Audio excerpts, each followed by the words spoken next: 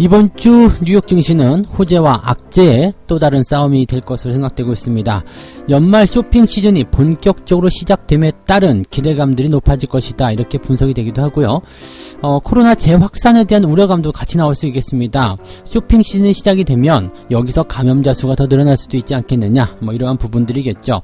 그 외에도 경기 부양책이라든지 또 다소 부진할 곳에 해당되고 있는 경제 지표들, 이런 것들이 약간의 투자 심리를 좀 위축시키지 않겠느냐, 이렇게 분석이 되고 있는데 어떻게 흘러갈 것인지 알아보도록 하겠습니다. 내년도 국내 증시는 BBIG 그리고 경기 민감주가 이끌어갈 것이다 라는 증권사 전망이 나오고 있습니다. 증권사는 내년도 전망치를 최저 2600 그리고 3000포인트 돌파 이런까지도 예상을 하고 있다고 하는데, 자, 시장을 이렇게 긍정적으로 보고 있는 이유는 무엇인지, 그리고 증권사에서 이야기하고 있는 이런 업종들, 종목들 과연 주목해 볼 만한 것들인지, 또 실질적으로 주목을 해야 되는 그런 업종과 종목군은 어떤 것들인지 알아보도록 하겠습니다. 11월 들어서면서 달러 예금이 사상 최대치를 찍었다고 합니다. 달러 약세가 계속 되다 보니까 해외로 송금할 자금들 미리 사두는 그런 역할들을 좀 했을 것 같기도 하고요. 쌀 때 사자, 이러한 어떤 심리도 팽배했을 것으로 생각됩니다. 또 한 가지 외부에서 들어온 자금도 매도를 하지 않고서 그냥 계좌에 쌓아놓고 있는 상황이 벌어지게 되면서 달러의 예금 수치가 사상 최대치를 찍었다고 하는데, 환율에 대한 움직임들 어떤 식으로 변화가 될 것인지 알아보도록 하겠습니다.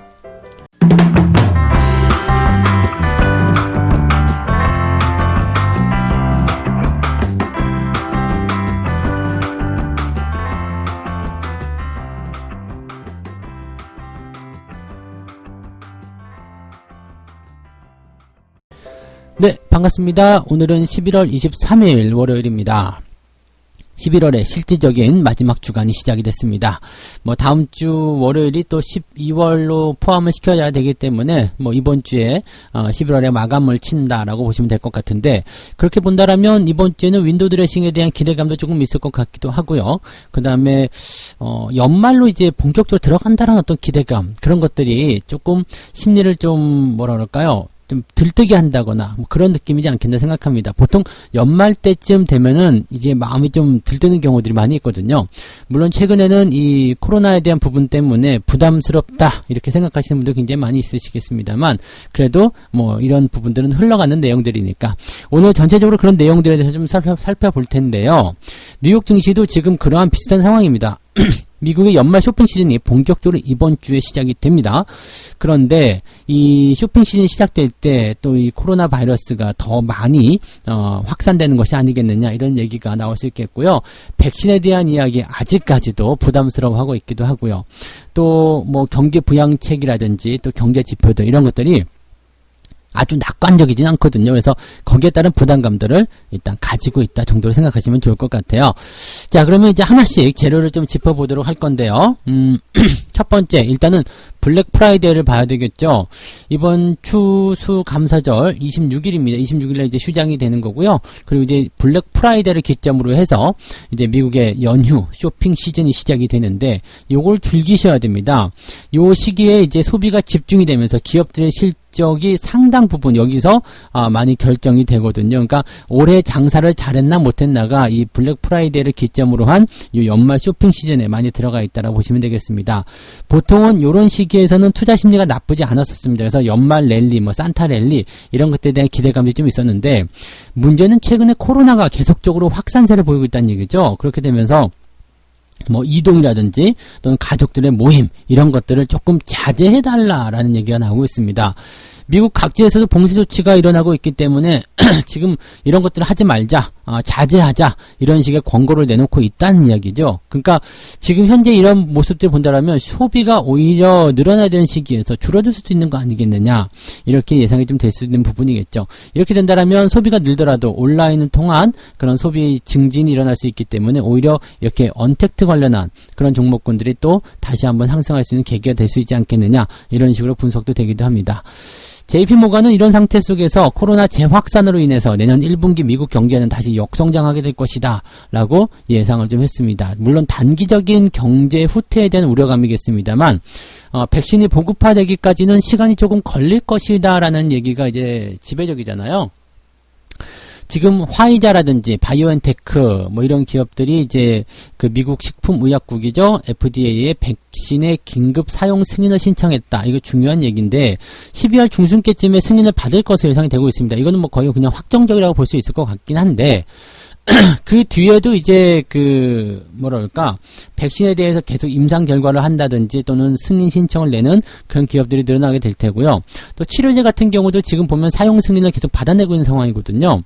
그러니까 지난번에 그 트럼프 대통령이 사용했었던 그런 코로나 치료제라든지 또 뭐 치료제 같은 부분은 여러 가지 부분에서 많이 확장이 되고 있는 상태라서 어떻게 보면 괜찮지 않냐라고 볼 수도 있는 내용인데 문제는 백신이 나와야지 이제 이 상황이 끝난다는 얘기죠. 걸리고 난 다음에 치료하는 거야. 치료하는 건데 걸리지 않는 것도 중요하다라는 얘기죠. 그래서 이 접종에 대한 이 백신 접종에 대한 그런 부분들이 보편적으로 좀 퍼져야지만이 코로나가 종식이 될 텐데 그 시기가 이제 내년 중반 정도 되지 않겠느냐 이런 전망을 하고 있는 거죠. 그러니까 여기에서 이제 약간 시간적인 괴리감 그런 것들을 느끼는 투자자들이 조금은 불안해하고 있다 이렇게 봐주시면 되는 얘기죠. 여기다가 이제 그 경기 부양책까지 더해지게 됩니다. 지금 보면은 민주당이 공화당하고 부양책 협상을 위한 그런 내용들을 현재 그 논의하고 있다라고 되어 있잖아요. 그래서 협상을 다시 재개하기로 결정했다 이렇게 되어 있습니다만 지금은 이제 그 스티브 무누신 재무장관 같은 경우는 표적화된 즉 타겟팅된 부양책에서만 논의할 수 있다 이렇게 되어 있고요. 또 민주당이 협정을 해야 된다. 협조를 해야지만이 가능할 것이다 라고 얘기를 하고 있고요. 백악관 같은 경우는 에라이 뭐 대선 망한 상태에서 뭐 신규 부양책이고 뭐고 필요 없어. 전혀 관심이 없다. 이런 보도도 지금 나오고 있다는 얘기입니다. 뭐 하기야 하겠다라고 할 수 있겠습니다만 일단은 정권 이양이 끝나야지만이 그것이 가능하지 않을까라는 불안감도 있다는 얘기가 되겠죠. 그래서 지금 공화당하고 민주당하고 뭐 협상 재개한다라고 하지만 협상이 잘 될 것이라는 기대감은 지금 별로 없는 상태죠. 다만 어떻게든지 간에 이제 내년 1월이 지나고 나면 이제 정권이 바뀌게 됐을 경우에 이런 경기 부양책들은 사용하게 되지 않겠느냐 이런 식으로 얘기가 되고 있다 보시면 되겠습니다. 그래서 모든 것이 이제 지금 불확실성을 가지고 있지만 시간을 조금 담보로 하는 필요로 하는 그런 내용들이 않겠는가 생각이 되고 있는 모습이죠. 여기다가 이제 연준 같은 경우도 약간 지금 논란거리로 부상을 하고 있는 모습인데 연준이 이번 주 목요일이죠. 회의록을 또 공개하기도 하는데요. 문제는 이제 연준과 정부의 충돌이에요. 재무부에서 회사채 매입과 같은 연준의 비상대출 프로그램의 일부분을 연말에 종료시키겠다 이렇게 밝혔단 말이에요. 근데 연준 같은 경우는 이게 굉장히 갑작스럽다. 우리 잘하고 있는데 너희들 왜 브레이크 거냐 그러면서 공개적으로 반발하고 나섰어요.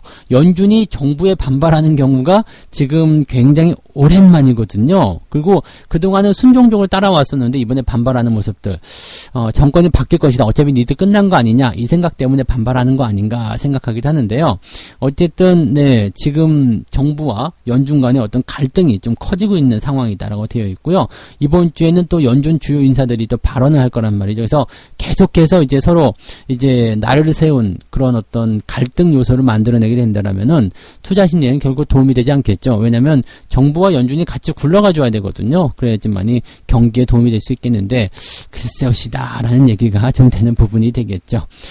자, 물론 이제 연준의 이제 FOMC 회의록이라든지 또는 이제 지금 계속해서 검토 중에 있는 뭐 대출 프로그램이라든지 뭐 이런 것들, 재정 부양책 이러한 내용들에 대해서는 계속적으로 논의가 될 겁니다. 그래서 그런 부분들은 아주 뭐 나쁘진 않다. 오히려 이런 상황들이 좋은 거다라고 분석하는 부분도 있겠습니다만은 아주 낙관적으로 볼 만한 그런 재료는 아닌 것 같다라고 보셔야 되겠죠. 그래서 약간의 변수입니다. 뭐 시장에 큰 영향을 준다거나 그런 모습은 아니고요. 그냥 변수 정도로 생각하시는 게 맞습니다. 자, 경제지표들 좀 살펴보시면 경제지표도 그다지 별로입니다. 지금 11월 제조업 지수도 조금 감소했을 것이다 라고 되어 있어요. 제조업 지수가 일단은 뭐 53에서 52 정도로 내려앉을 것이다. 그 다음에 서비스업 서비스업 PMI 지표 이것도 마찬가지 57 정도에서 55 정도, 56 정도로 내려앉았을 것이다 라고 되어 있습니다. 살짝씩 주저앉는 모습이고요. 소비자 신뢰지수 같은 경우도 지금 굉장히 중요할 텐데 100에서 98로 떨어집니다. 지금 예비 GDP 같은 경우는 그냥 그대로 유지가 되고 있는 상황이라서 뭐 큰 문제는 없겠습니다만 그리고 이제 실업수당 청구 건수도 이제는 조금 줄었을 것이다라는 얘기가 좀 나오고 있습니다. 그런데 글쎄요, 지금 중요 지표로 볼 수 있는 것들이 이제 뭐 내구재 주문이라든지 이런 것도 있는데 이거 다 줄어들었을 것이다라고 되어 있는 부분입니다. 그래서 주 초반 중반에 굉장히 이제 이 지표가 좀 부진함에 따른 부담감이 좀 생길 수 있다라고 좀 봐주실 수 있겠고요. 지금 개인 소득이라든지 개인 지출도 다 줄어들거든요. 그러니까, 물론 이제 미국 증시가 휴장을 하기 때문에 큰 영향 없을 것 같아요. 이거는 26일날 발표가 되는 거거든요. 개인 소득이나 개인 지출 이런 것들, 또 주택 판매 건수 뭐 이런 것들은 이제 26일날 발표가 되는데, 현재 상황에서만 본다면 이번 주에 발표된 경제 지표들이, 지난달을 뛰어넘는 그런 형태는 없습니다. 그래서, 경제 지표에 솔직하게 걸만한 기대감은 별로 없을 것 같고요. 대신에 이제 그 쇼핑 시즌에 대한 기대감, 그 부분이 이제 가장 중요하지 않을까라고 생각이 됩니다. 지금은 거기에 기대할 수밖에 없는 그런 내용이고요. 백신과 관련된 조금 뭐 좋은 소식들이 좀 더 나오게 된다면 거기서 기대치를 조금 더 확장할 수는 있을 것 같다 생각이 드는 정도입니다. 자, 그렇다면 이번 주 미국 증시 같은 경우는 기대감을 가지고 있지만 기대감 속으로 훅훅 들어오는 그런 어떤 불안 요소들이 제법 많은 편이죠. 그래서 증시가 크게 상승하기보다는 조금 주춤거리거나 눈치를 보는 형태의 모습으로 가게 될 가능성이 굉장히 높겠다. 이렇게 받아들이시는 게 맞을 것 같아요. 생각했던 것보다 신나는 장세가 나타나기는 좀 어려울 수도 있지 않겠느냐. 이렇게 받아들이시는 게 맞을 것 같습니다. 네. 자, 두 번째 이야기로 넘어가도록 하겠습니다. 이번 그 증시가 계속 올라감에 따라서 내년도 증시에 대한 이 증권사 분석들이 많이 나오고 있습니다. 내년도 증시는요, BBIG가 끌고 갈 것이고 경기 민감주가 밀고 갈 것이다. 이렇게 되어 있습니다. 뭐 성장주, 가치주 뭐 이런 부분이겠습니다만 이 성장주에 대한 국면, 그 성장 상황은 당분간은 더 지속될 것이다라고 되어 있고요. 정부 정책과 연결된 부분이겠죠. 뭐 BBIG라든지 반도체, 자동차 이런 기업, 이런 업종들의 이익 성장성이 계속 지속될 것이고 그린 에너지 이쪽으로도 부족적 성장이 진입할 것이다. 뭐 이런 정도로 얘기가 나오고 있습니다. 기업 실적과 함께 정부 정책에 대한 기대감이 나오게 된다면 주가는 계속 상승할 수밖에 없다라고 될 수 있는 거고요. 지금 증권사에서 얘기한 평균치, 지수의 평균치가 2,800포인트 정도라고 하는데요. 지금 같은 상황에서 내년도 증시를 2,800밖에 안 찍는다라면 조금 애매하겠죠. 더 높게 찍어도 괜찮을 것 같은데. 네. 그리고 지금 시장을 이끌어갈 중요한 그런 업종군을 BBIG, 바이오, 배터리, 인터넷, 게임, 그 다음에 반도체, 자동차, 경기 민감주 이런 쪽으로 포함을 시켜놓고 있다라고 볼 수 있는 부분입니다. 삼성증권에서는 이제 내년도에 가장 많이 상승할 그런 관심 종목으로요. 삼성전자, 삼성 SDI, 카카오, 현대차, LG생활건강 이렇게 5종목을 꼽았다고 합니다. 증권사가 찍은 것이 무조건 다 맞는다라고 보기는 좀 어렵겠습니다만은 그래도 나름대로의 분석들이 있죠. 뭐 반도체나 자동차는 이제 내년 국내 증시에 상승 동력이 될 것이다 라고 되어 있는 부분이고 이 생각은 저도 어느 정도 동의하는 부분입니다. 외국인 수급이 들어오고 있기 때문이죠. 근데 초반부터 연말까지 계속 이 부분이 끌고 가기는 좀 어려울 거예요. 그래서 어느 정도 지점까지는 이 반도체와 자동차가 좀 이끌어져야 되지 않겠는가 이렇게 보여지는 부분이겠죠. 그래서 그렇게 좀 판단하시면 좋을 것 같고요. 다른 증권사 같은 경우는요. KB증권 같은 경우는 내년 초 정도까지, 여기 좀 구체적이네요. 네, 내년 초까지는 중간재, 그런 사이클과 관련된 소재, 금융, IT 부품 이렇게 될 것이고요. 그 다음에 내년 초반부 이후부터는 이제 그 바이오, 인터넷 게임 이러한 성장주들의 강세가 나올 것이다 라고 전망을 했다라고 합니다. 너무 멀리 보고서 이렇게 나눠서 하는 거 아닌가 싶기도 한데요. 지금 뭐 핵심적으로 봤을 경우에는 외국인 수급과 연결된 부분이 될 텐데 외국인 수급들이 대부분 이런 종목군들을 좋아하기 때문에 어느 정도 그래도 신뢰도가 높다라고 볼 수는 있겠습니다. SK증권 같은 경우도 반도체, 자동차, IT, 소프트웨어 뭐 이런 쪽으로 내년도 증시 선도 업종으로 꼽았다라고 되어 있고요. 실적, 기업들의 실적이 계속적으로 개선되고 있는 부분 자체가 긍정적이다. 네, 그래서 더 많이 실적이 증가하게 되고 그에 따라서 배당 매력도 더 높아질 것이다 라고 전망을 하고 있다. 이렇게 얘기가 되고 있습니다. 여기에다가 또 신한금융투자도 한번 볼게요. BBIG, 여기다가 신재생에너지, 이것들은 이제 이미 2020년 증시를 주도했다. 그리고 앞으로도 더 가게 될 것이다 라고 얘기를 하고 있습니다. 뭐 K-뉴딜이라든지 이런 쪽으로도 많이 분석을 하고 있는데요. 어쨌든 지금 큰 맥락, 큰 덩어리는 변하지 않은 것 같아요. 반도체, 자동차가 일단은 이런 경기 민감주들이 주가를 상승시키는 주력 성장 동력이 될 것이고요. 그것과 같이 함께 움직이는 것들이 이제 성장주라고 일컬어질 수 있는 정부 정책 수혜주들이겠죠. BBIG, 그 다음에 그린 에너지, 뭐 K-뉴딜 뭐 이런 쪽으로 집중되어 있다. 전체적으로 이제 이 내용만 보게 되면은 증시가 더 많이 올라가고 아주 더 좋아질 것이다.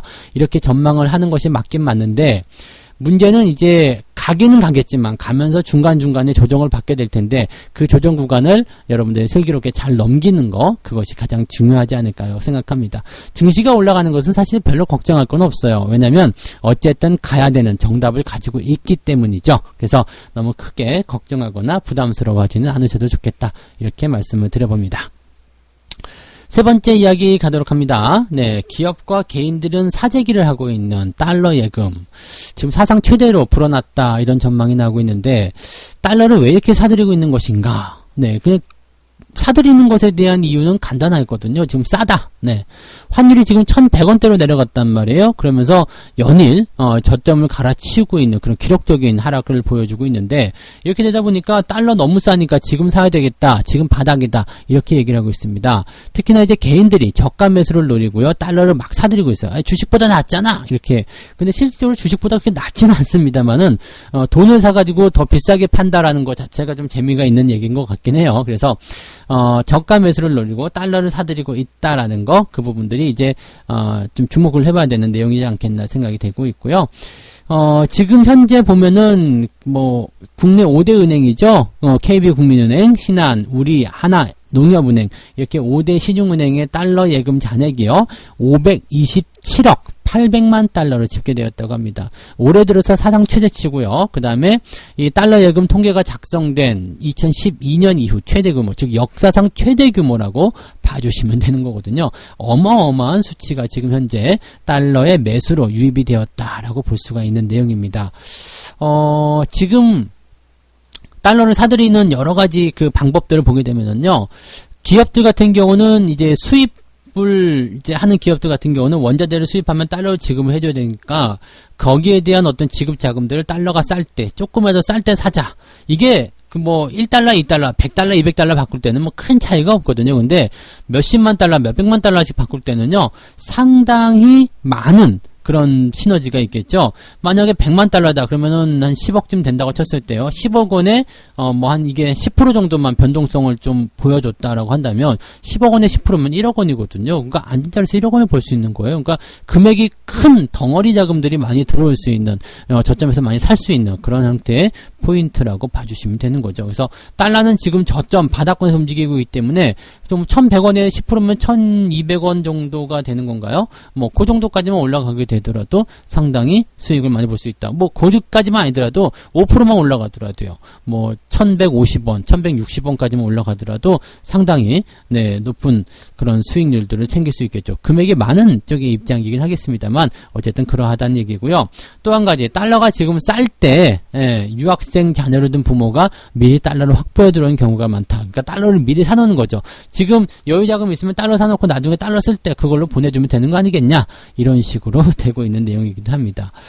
뭐 그래서 일단 달러가 쌀 때 많이 준비해 놓자라는 얘기가 좀 있는 거고요. 또 한 가지 본다라면 이제 수출을 통해서 수출 대금을 달러로 받았는데 이것을 팔지 않고 가지고 가고 있다. 이것도 굉장히 중요한 내용이겠죠. 일단 기업들이 여유가 좀 생겨서 안 팔고 가는 걸 수도 있겠습니다만, 지금 달러를 팔게 되면 오히려 손해다. 그렇기 때문에 기다려야 한다. 이런 식으로 얘기를 하고 있는 모습인 것 같습니다. 그래서 지금 현재 시점에서는요, 여러분들이 달러에 대한 부분들은 어떻게 생각해야 되겠는가라고 이제 예상을 한다거나 그런 식으로 접근을 해보신다라면, 일단 뭐 달러는 저점권에 들어간 것은 맞는 것 같아요. 근데 여기서 더 많이 밀리게 되면 일단 문제가 생기기 때문에 더 밀리진 않을 것 같다라는 느낌도 좀 있지만, 네, 너무 무턱대고 또, 네, 완전히 바닥이다라는 확신이 없는 상태에서 들어가게 된다면, 그것 역시도 좀 부담되겠죠. 그래서, 항상 매매에 대한 확신이 많지 않을 때는 분할 접근으로 대응하는 거, 그것이 중요하다. 이렇게 말씀을 드려볼 수가 있겠습니다. 자, 이렇게 해서 총 3가지 얘기 말씀드렸는데요. 이번 주 연말 쇼핑 시즌에 대한 기대감 하나와 그 다음에 여러가지 나와있는 재확산, 백신, 뭐 경기 후퇴, 뭐 경기 부양책, 이런 경기 지표, 이런 모든 악재들이 함께 싸우고 있다. 과연 어떤 것이 우세할 것인지 좀 지켜봐야 되지 않겠는가. 근데 뭐 기대감만 가지고 올라가기에는 악재의 크기가 조금 큰 것 같아서 살짝은 걱정스러운 모습이다라고 말씀드렸습니다. 내년도 증시는요, BBIG 그리고 경기 민감주가 강하게 상승할 것이기 때문에 그쪽으로 주목해라 라는 이야기도 전해드렸고요. 증권사 전망치는 내년도에 평균치가 2800포인트 그리고 3000포인트 돌파까지도 예상이 나오고 있다, 이렇게 보여지면 되겠습니다. 근데 3000포인트는 조금 무리하면 이번 연도에도 갈 수 있는 거 아닙니까? 아직 한 달이 넘게 남았는데 가려고 하면 금방 가죠 뭐, 그죠? 네. 자, 그 다음에 11월달 달러 예금이 사상 최대치를 찍었다. 달러가 계속 약세를 보이다 보니까 이런 현상이 일어나게 됐는데, 뭐 다양한 이유들이 있겠습니다만 이 달러 약세 국면을 통해서 또 외국인들의 매수 유입이 들어오게 된다면 더없이 좋은 그런 투자 환경이 만들어질 수 있기 때문에 현재 시점이 바닥일 수도 있겠고 또 바닥이 아닐 수도 있겠습니다만 지금 이러한 현상들은 증시 상황에는 상당히 도움이 되는 내용이다라고 받아들이시면 될 것 같습니다. 네. 책 한 꼭지 읽고 마무리하도록 하겠습니다. 좋은 주인을 만난 돈은 점점 더 여유있고 풍요로워질 것이다. 심사숙고해서 좋은 곳으로 보내주고 조급하게 열매를 맺거나 아이를 낳으라고 닥달하거나 보채지 않아야 한다. 돈은 더더욱 안심하고 좋은 짝을 만나 많은 결실을 맺게 되고, 신기한 것은 시간이 많은 돈이 만들어낸 돈은 모두 다 같은 자식이라서 다시 또 시간이 많은 돈을 낳게 될 것이다. 이 말이 되게 어려운가요? 네, 되게 간단하죠. 쉬운 이야기예요. 그러니까 여유있게 조급해 하지 말고요. 돈을 여유있게 투자해서 그렇게 해서 수익이 나는 주식, 그런 그 수익금들은 또다시 그런 비슷한 성격의 수익금들을 계속 만들어내게 된다는 얘기가 되는 거죠. 그러니까 처음부터 투자에 대한 습관이나 투자에 대한 생각 자체를 너무 조급하게 하지 말고 여유있게 막 안달복달하지 말고요. 천천히 그렇게 진행하시면 된다는 얘기죠. 아직 시간은 많이 있다라는 겁니다. 자, 바닥에서 못 샀어. 그런 걸 또 뭐 조급해하지 마시고요. 지금 아니라 조금 더 주고 사더라도 어차피 상승이 예견되어 있다면 지금이나 그때나 아니면 조금 더 후에나 전부 다 싼 가격이다라는 것만 기억하시면 되겠습니다. 너무 조급해하지 말 것, 그것이 바로 오늘의 핵심 이야기가 되겠네요. 자, 오늘 여기까지 이야기해 드리겠습니다. 자, 오늘은 9시부터 또 여러분들과 함께 무료 라이브를 진행하기 때문에 또 한 주를 시작하는 그런 상큼한 시간을 성투사와 함께 진행하시기 바랍니다. 88TV와 그 다음에 유튜브에서 무료 라이브 9시부터 진행되니까 많은 참여 부탁드립니다. 고맙습니다.